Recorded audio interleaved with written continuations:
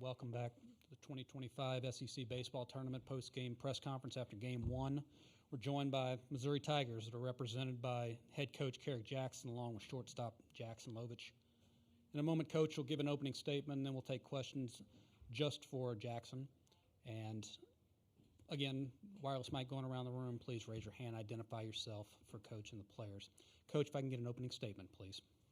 Yeah, obviously not the way that we wanted our year to go in totality, but I think, today's game just kind of showed who we were all year.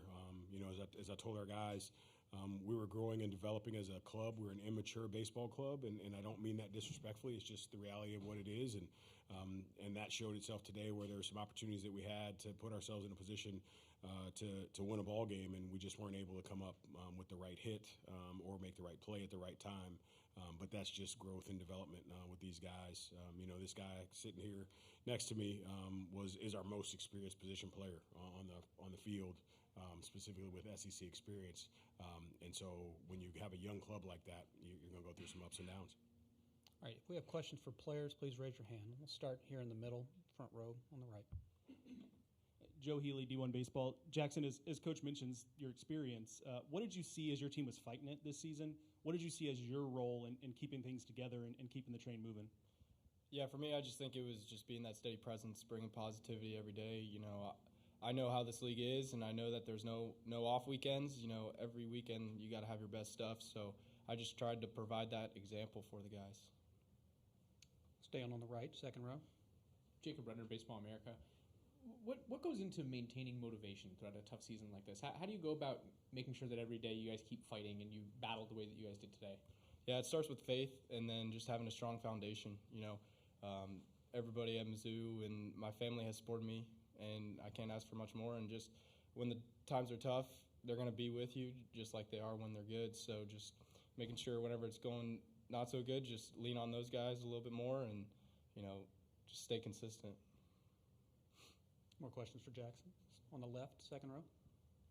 Jackson, Matt Talbot from World Baseball Network. How do you just feel about a guy like Mateo Serna that could play at the next level, but also just being a catalyst captain for you guys? I mean, hitting that home run in the top of the fourth. How do you just feel that he's been a commander to the pitching staff, but also through you guys 1 through 9 offensively?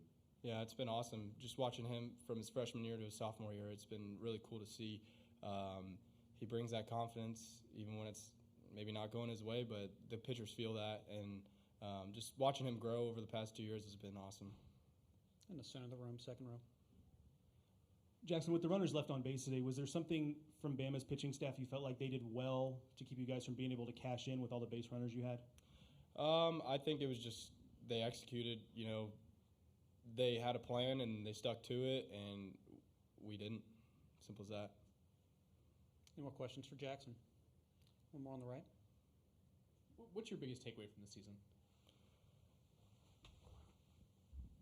I have a bunch, but for me, just making sure to stay thankful throughout, to whoever it is, coaches, players, just coming in and having that appreciation. I think the team can feel that, and it helps. Any more for Jackson? If not, Jackson, thanks for your time today. I appreciate it. Yes, sir. Thank you, guys.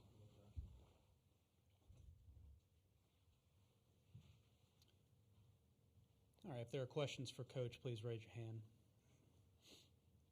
Come back to Joe in the middle. What did you think of Sam today? Where was he on the spectrum of what you were looking for from him? He went out and competed. Obviously, the command was a little loose at times, and we fell behind in some counts. But the stuff was firm, and I thought that he showed again what he's capable of doing. But that's what you get when you get a guy that's a two-sport athlete, right? We're only getting him part of the time, and so and understandably so, he's competing for that QB1 job, and so that's important to him, and we recognize that. And so what you saw was what the potential could be with him, and whenever he settles in to figuring out exactly what lane he's going to go in, I think he's going to be phenomenal in whatever he chooses. Next one for Coach in the front row on the right. Theodore Fernandez, Mizzou on his eye. Those 9 runners stranded over the final 4 innings there. What do you see as far as you guys not getting those hits in those moments and Alabama's pitching staff, getting out of those innings? Immaturity. Because when you look at some of those situations, we talked about what our approach needed to be with the starters specifically coming off of a short rest. The goal for us was, hey, can we get him up to 45, 50 pitches in the first 3 innings? Knowing what he was wanting to do with us, force him out over the plate and up, and then take advantage of those. And we got in those situations, and you could just see where guys were swinging at stuff that wasn't even in the zone. And so when you have that happen over and over and over again in those situations, it makes it tough. One of our hitters specifically, we talked about, hey, you're going to go up in this situation. They know you're a first pitch swinger. They're going to throw your first pitch breaking ball for a get me over, don't miss it, and we take it. And so it's just development, right? It's just these guys playing more baseball and learning the game more, and as they do that, they're going to be really good players. And next for Coach, center of the room. How important was Jackson this season, just as you guys were fighting it through the middle of the season, to hold the team together as a player as best he could? Outstanding. I think the part that gets missed with Jackson is, and because you followed us, the first 3 weeks of the season, Jackson was hitting below 200. And our players missed that. They now see him hitting 340 and doing all the things he's doing now, but they forgot the part where he started off the season where he was hitting below 200 because the draft was on his shoulders and he was pressing and it was starting to spiral on him, and then he just kind of settled in and came back and stuck to his approach and knew who he was as a hitter and really just matured himself as he went along through the season. And I wish more of our guys would have been paying attention to the journey that he took this year, specifically when you go back to last year. I think last year at this time he finished the year hitting 200 in conference. Right, so we miss, kids are now in a space where it's the here and now, and they don't pay attention to how things develop and grow, and that was a great opportunity for them to see it, and hopefully they look back on the year and say, man, this guy was here, and he ended up doing this. So, yeah, I think like he said, he was a steady presence because he was just going out every day, and once he finally settled in, doing the right things on a daily basis. On the right, second row. Where did you see the areas of growth maybe for the program throughout the season? Like how do you take what went on this year and turn it into something positive as you go forward? Well, I think when we pitched well and we were in games and we weren't chasing cricket numbers early, we're in a good spot. We played defense well at times. And I think, again, from an offensive perspective, the first half of the season, I think we were averaging like 6 runs a game. And then we got into a situation there where we just started chasing cricket numbers early. And then from an offensive perspective, guys put a lot of pressure on themselves to, hit a 5-run home run with nobody on base. That doesn't happen. And so just trying to get these guys to understand that. And as we kind of slowly went along, we would have moments where you could see, for me as a coach and a teacher, I look for the aha moment, where we would talk to them about something, it would happen, and you'd see their eyes light up, and they'd come back, and they'd be like, oh, now I see what you're talking about.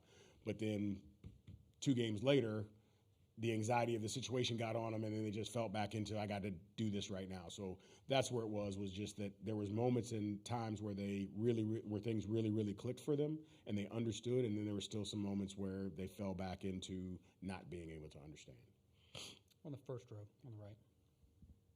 Looking at the season you guys had, just how valuable was, this experience here going in and, being able to have a game where it's, oh, hey, like guys, season on the line right now. What's that do for your squad's development going forward? What it should do for them is it should let them know, as I talked to them post-game, was you're capable. And because you're capable, again, now you just have to play baseball the way that baseball is supposed to be played and getting them to understand that. I've been through rebuilds before, so I know what it looks like, and I know it's not pretty. These guys, some of these guys in our locker room, they've never experienced any type of adversity ever. And so this is the first time they've experienced it. And when you're on this stage and in this league and everything is so visible with social media and you got all the negative comments and the doubt about, what's going on, then that can weigh on these kids a little bit. So just trying to steer them to understand you control your future, you control your destiny, but you have to go about your business in the right way. And so this game today, it was a microcosm of our season. This game was there for us if we wanted to have taken it, but we didn't want to take it. So ultimately we ended up with the loss. Any more for Coach? That's one on the right. Just in terms of, as you look forward, what do you think needs to happen for Missouri to take the next step in baseball? Is it a support thing? I mean, I know that was a big part of the conversation this year. Where do you want to see the next steps taken for you guys? Ultimately, it's on me, right? The one thing that, as I look back on the year and reflect, the team should reflect who I am as an individual and how I go about my business, and there wasn't enough of that. Like I said, with the path that I've taken professionally, with some of the things that I've done and experienced, I have an attitude of nothing matters but the opportunity that's in front of you. And so that's the biggest thing that we're going to take moving forward is, hey, fellas, we have to go about our business in a certain way, and if you don't go about it in a certain way, it puts you in a position where you can't be successful at this level. There's a level for you, but it just won't be at this level, but more importantly, it won't be in our program. And so I just have to take the reins back, and I have to make sure that all of our guys have that mindset and that we come out next year swinging. This is what I like about adversity is it becomes great if you learn from it and move forward from it, because as we're the biggest story for how bad we are this year, I promise you we'll be the biggest story for how good we're going to be next year. All right, Coach, we appreciate your time today. Have safe travel. Thank you, MIZ.